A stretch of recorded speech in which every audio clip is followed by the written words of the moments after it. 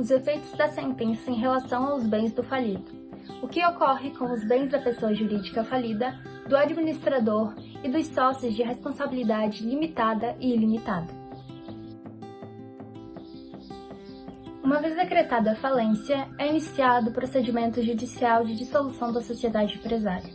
Nele, durante a fase de liquidação, quando as obrigações restantes serão resolvidas através da realização dos ativos e dos passivos, os impactos da sentença afetam os bens da sociedade empresária. Quando iniciada a liquidação do processo de falência, é formada a massa falida, ou seja, é feita a arrecadação de todo o patrimônio líquido da empresa. A arrecadação envolverá os bens da sociedade falida e dos sócios solidários, todos os sócios da sociedade em nome coletivo, o sócio comanditado da sociedade comandita simples, o sócio ostensivo da sociedade em conta de participação.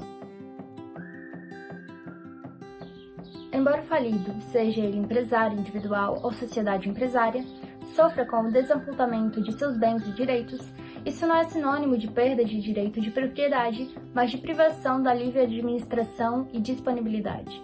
Uma situação transitória que persistirá até que todos os credores recebam seu pagamento, até que o processo falimentar seja concluído ou até que uma decisão recursal provoque uma alteração no estado do devedor. Uma vez que o administrador judicial encerra a arrecadação de todos os bens da sociedade falida, este os avaliará com assistência de especialistas se justificadamente necessários e informará os seus valores em um auto de arrecadação. Ainda existe a possibilidade prevista legalmente de o administrador judicial conferir utilização econômica aos bens arrecadados, embora somente com autorização devida. A venda dos bens pode ocorrer de 3 maneiras. Venda ordinária, na qual existe uma ordem de preferência de venda, sendo ela a alienação da empresa em bloco uno, das filiais e então dos bens. Venda extraordinária, que ocorre através de meios não previstos legalmente, por decisão judicial ou pelo consenso da Assembleia de Credores. E venda sumária, com o fim imediato à realização do ativo e à satisfação do passivo, em função do pequeno valor dos bens. Ressalta-se que, ainda que a alienação dos bens procure efetivar a responsabilidade e o cumprimento de obrigações, somente os bens disponíveis poderão passar por esse procedimento.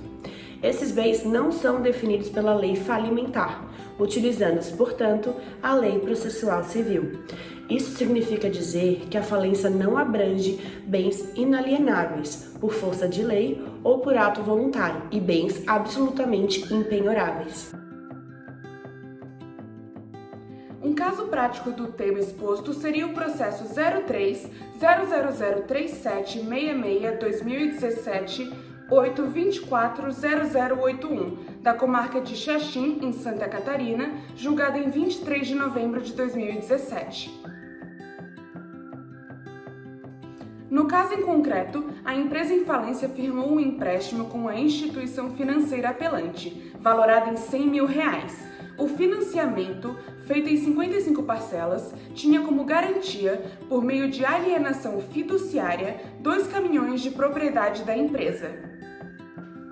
Entretanto, tendo cumprido somente com a primeira parcela, a apelada se demonstrou inadimplente com as demais. Assim, a instituição financeira demandou, liminarmente, a expedição do mandato de busca e apreensão, e o administrador judicial, ao ser notificado, informou que havia ocorrido a paralisação das atividades empresariais em função da decretação de falência, o que tornou os bens garantidos dispensáveis, além de lembrar que o acordo de financiamento foi dentro do termo legal de falência.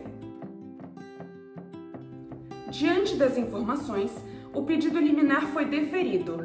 A empresa em falência requereu a reconsideração da decisão, sob o argumento de que o negócio jurídico era ineficaz.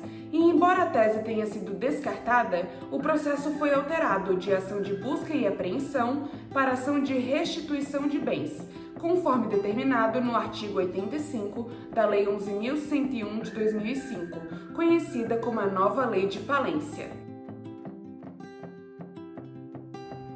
Ainda em desacordo com a decisão, a massa falida entrou com a apelação em questão, afirmando que, de acordo com o artigo 129 da Lei de Falência, o negócio jurídico firmado entre as partes seria ineficaz, uma vez que firmado quando a empresa já se encontrava em estado de insolvência.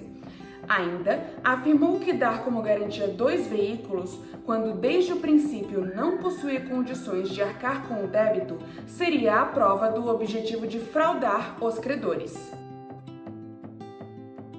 A apelação, entretanto, não foi deferida sob as seguintes justificativas.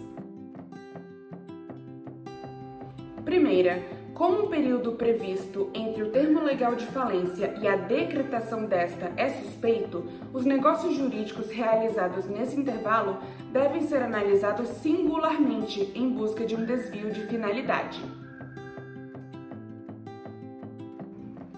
Segunda, o mencionado artigo 129 é taxativo e, levando em consideração precedentes do Superior Tribunal de Justiça e do Tribunal de Justiça de Santa Catarina, os atos jurídicos previstos como ineficazes no dispositivo legal não dependem da comprovada intenção de fraudar os credores para serem configurados.